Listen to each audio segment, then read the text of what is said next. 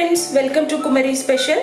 இன்னைக்கு நாம பார்க்க போற ரெசிபி என்னன்னா எல்லாருக்குமே ரொம்ப பிடிச்ச சிக்கன் பாப்கார்ன் KFC ஸ்டைல்ல எப்படி பண்ணலாம் அப்படிங்கறது தான் இந்த வீடியோல பார்க்க போறோம்.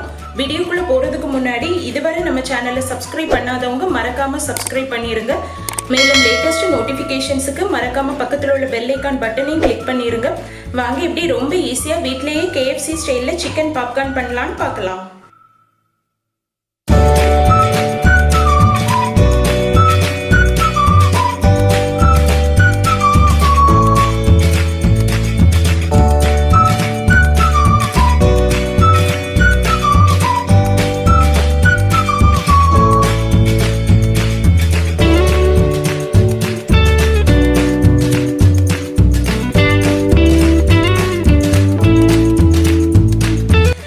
பாப்கார்ன் பண்றதுக்கு ஒரு 1/4 கிலோ அளவு போன்லெஸ் சிக்கன் எடுத்துக்கங்க.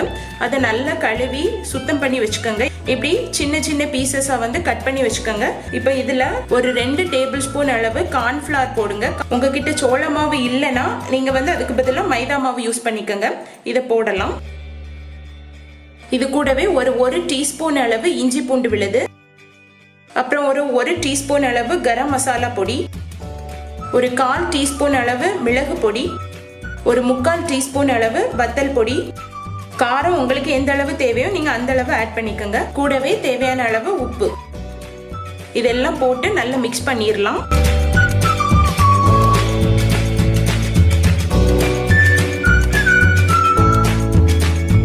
இந்த மாதிரி நல்லா அந்த சிக்கன்ல மசாலாலாம் பிடிக்கிறது மாதிரி நல்லா அதை மிக்ஸ் பண்ணி வச்சிருங்க. இப்போ இந்த சிக்கனை தனியா எடுத்து வச்சுட்டு அதுல மொறுமொறுப்புக்காக நம்ம அவுட்டர்ல நல்ல ஒரு கிறிஸ்பி லேயரா வர்றதுக்காக இப்போ பிரெட் கிரம்ஸும் எக்கும் வச்சு அந்த மிக்சர் எப்படி ரெடி பண்ணலாம் அப்படிங்கறத இப்போ பார்க்கலாம். இப்போ இதை தனியா எடுத்து வச்சிடலாம். நெக்ஸ்ட் ஒரு பவுல்ல ஒரு முட்டையை எடுத்து உடைச்சு ஊத்தி இருக்கேன். இப்படி உங்களுக்கு முட்டை ஃப்ளேவர் பிடிக்கலன்னா நீங்க அதுக்கு பதிலாக தயிர் எடுத்துக்கோங்க. இப்போ இந்த முட்டையை விஸ்க் வச்சு நல்லா அடிச்சிடலாம்.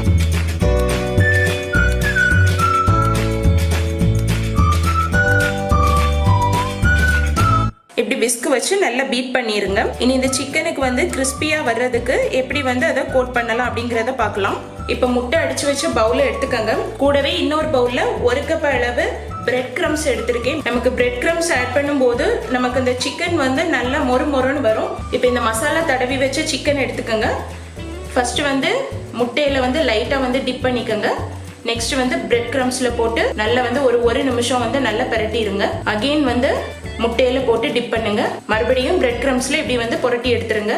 நம்ம இப்படி டபுள் கோட்டிங் கொடுக்கும் போது நல்ல மொறுன்னு வரும். இப்படியே மீதி உள்ள சிக்கன் பீசஸையும் புரட்டி எடுத்துடலாம்.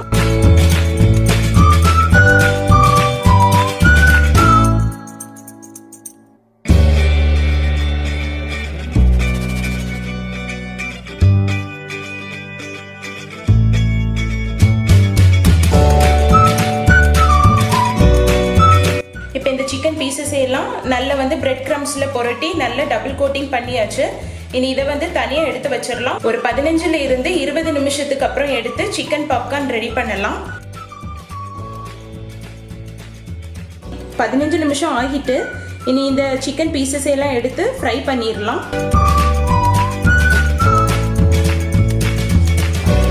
இப்போ ஒரு பேன்ல பொரிக்கிறதுக்கு தேவையான அளவு ஆயில் விட்டு நல்லா சூடாக விடலாம்.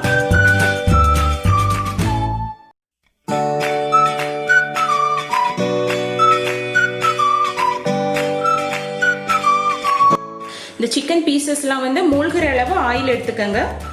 எண்ணெய் நல்லா சூடாகிட்டு இப்போ நம்ம ரெடி பண்ணி வச்சிருக்க இந்த சிக்கன் பீசஸை 1 by 1 எண்ணெயில போடலாம். மீடியம் ஃப்ளேம்லேயே வச்சு ஃப்ரை பண்ணி எடுங்க.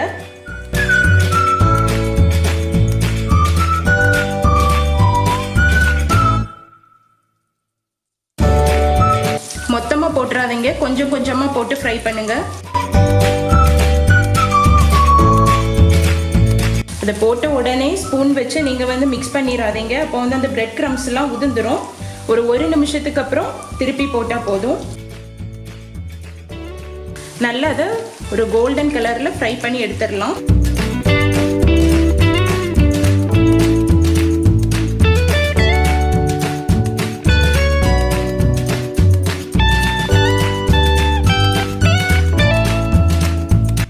நல்ல ஒரு ஸ்மெல் வந்துட்டு இருக்கு. பாருங்க நல்லா வந்து ஒரு கோல்டன் கலர்ல ஆகிட்டு.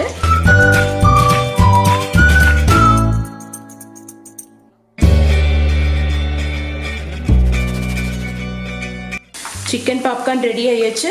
இனி இந்த ஆயில் எல்லாம் ஃபில்டர் பண்ணிட்டு வேற ஒரு பிளேட்டுக்கு ட்ரான்ஸ்ஃபர் பண்ணிடலாம்.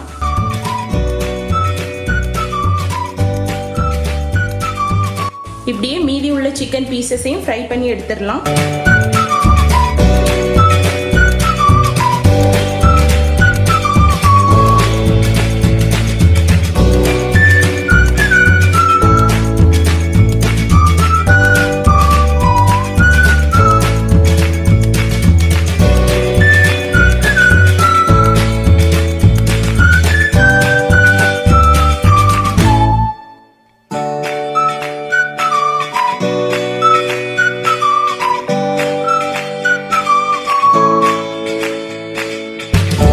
எல்லா சிக்கனையும் ஃப்ரை பண்ணி எடுத்தாச்சு. இனி ஸ்டவ் ஆஃப் பண்ணிடலாம்.